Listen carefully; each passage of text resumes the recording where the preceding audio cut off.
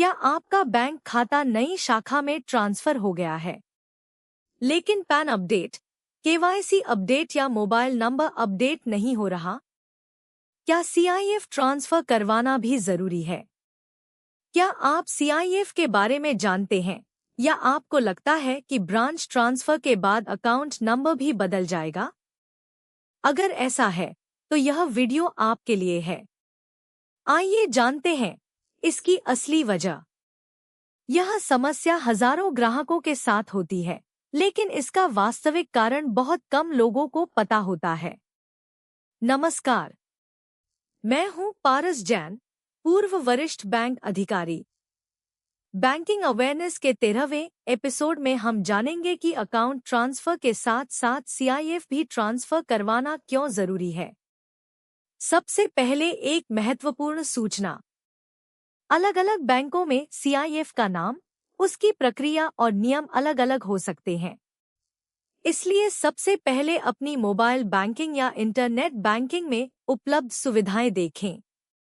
यदि वहां जानकारी उपलब्ध न हो या कोई संदेह हो, तो अपनी बैंक शाखा से सही जानकारी अवश्य प्राप्त करें। अब समझते हैं, सीआईएफ आखिर है क्या? सीआईएफ अर्थात कस्टमर इंफॉर्मेशन फाइल। इसे आप बैंक में अपनी डिजिटल ग्राहक प्रोफाइल भी समझ सकते हैं। इसमें आपकी केवाईसी, पैन, मोबाइल नंबर, पता, हस्ताक्षर तथा आपके सभी खातों की महत्वपूर्ण जानकारी सुरक्षित रहती है। इसी कारण एक ही बैंक में आपके कई खाते हो सकते हैं, लेकिन सामान्यतः सीआईएफ एक ही होता है। कुछ मामलों में पुराने रिकॉर्ड या तकनीकी कारणों से एक ही ग्राहक के एक से अधिक सीआईएफ बन जाते हैं। ऐसी स्थिति में बैंक से उन्हें मर्ज करवाना चाहिए। अब सबसे महत्वपूर्ण बात समझिए। जब आपका ट्रांसफर दूसरे शहर होता है, तो आप अपना अकाउंट ट्रांसफर नई शाखा में करवा लेते हैं। ध्यान दें, शाखा बदलने पर आपका अकाउंट नंबर नहीं बदलता, केवल आपकी होम ब्रांच बदलती है। इसके बाद अधिकांश ग्राहकों को लगता है, अब मेरा पूरा बैंकिंग रिकॉर्ड भी नई शाखा में आ गया होगा। लेकिन व्यावहारिक बैंकिंग में हमेशा ऐसा नहीं होता। अकाउंट ट्रांसफर और सीआईएफ ट्रांसफर दो अलग अलग बैंकिंग प्रक्रियाएं हैं। यदि केवल अकाउंट ट्रांसफर हुआ, लेकिन सीआईएफ पुरानी शाखा में ही रह गया, तो भविष्य में कई महत्वपूर्ण बैंकिंग कार्यों में परेशानी आ सकती है। जैसे पैन जोड़ना या पैन में बदलाव करना, केवाईसी अपडेट करवाना, मोबाइल नंबर बदलवाना और कई अन्य महत्वपूर्ण अपडेट।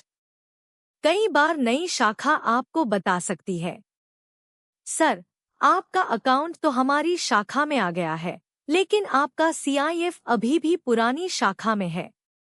यही कारण है कि कुछ आवश्यक बैंकिंग कार्य नई शाखा से तुरंत नहीं हो पाते। अब एक अच्छी खबर। डिजिटल बैंकिंग के इस युग में कई बैंक अपनी मोबाइल बैंकिंग और इंटरनेट बैंकिंग में अकाउंट ट्रांसफर और सीआईएफ ट्रांसफर दोनों की सुविधा उपलब्ध कराते हैं। सामान्यतः जहां अकाउंट ट्रांसफर का विकल्प होता है, वहीं सीआईएफ ट्रांसफर का विकल्प भी मिलता है। यदि आपकी बैंक यह सुविधा देती है, तो केवल अकाउंट ट्रांसफर करके प्रक्रिया पूरी मत मानिए। अकाउंट ट्रांसफर के साथ साथ सीआईएफ ट्रांसफर भी अवश्य कीजिए। दोनों अनुरोध सबमिट करने के बाद आपकी screen per your request is pending for approval जैसा संदेश दिखाई दे सकता है। इसका अर्थ है कि आपका अनुरोध बैंक की स्वीकृति के लिए भेज दिया गया है।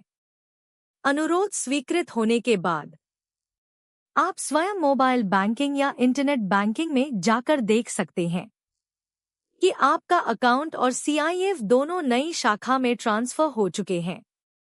यदि दोनों नई शाखा में दिखाई दे रहे हैं, तो समझिए आपकी प्रक्रिया सफलतापूर्वक पूरी हो गई है। Golden banking tip. जब भी अकाउंट ट्रांसफर करवाएं, केवल यह मत पूछिए, क्या मेरा अकाउंट ट्रांसफर हो गया? यह भी पूछिए, क्या मेरा CIF भी ट्रांसफर हो गया है? यही एक छोटा सा प्रश्न आपको भविष्य की कई बैंकिंग परेशानियों से बचा सकता है। Banking alert. सभी बैंकों में ऑनलाइन CIF ट्रांसफर की सुविधा उपलब्ध हो, यह आवश्यक नहीं है। यदि मोबाइल बैंकिंग या इंटरनेट बैंकिंग में यह विकल्प दिखाई न दे, तो अपनी बैंक शाखा से संपर्क करें और आवश्यकता होने पर CIF ट्रांसफर का अनुरोध करें। आज की सीख। याद रखिए, बेहतर बैंकिंग सुविधा के लिए अकाउंट ट्रांसफर और CIF ट्रांसफर दोनों का ट्रांसफर सुनिश्चित करें। मेरा उद्देश्य केवल बैंकिंग सिखाना नहीं, बल्कि ग्राहक और बैंक के बीच समझ, विश्वास और सहयोग का पुल बनाना है। मैं हूं पारस जैन, पूर्व वरिष्ठ बैंक अधिकारी। फिर मिलेंगे बैंकिंग से जुड़ी एक और सरल, उपयोगी और विश्वसनीय जानकारी के साथ। अगले एपिसोड में जानेंगे होम ब्रांच चेंज कब जरूरी है और कब नहीं। जागरूक बने, सुरक्षित रहें, स्मार्ट बैंकिंग अपनाएं।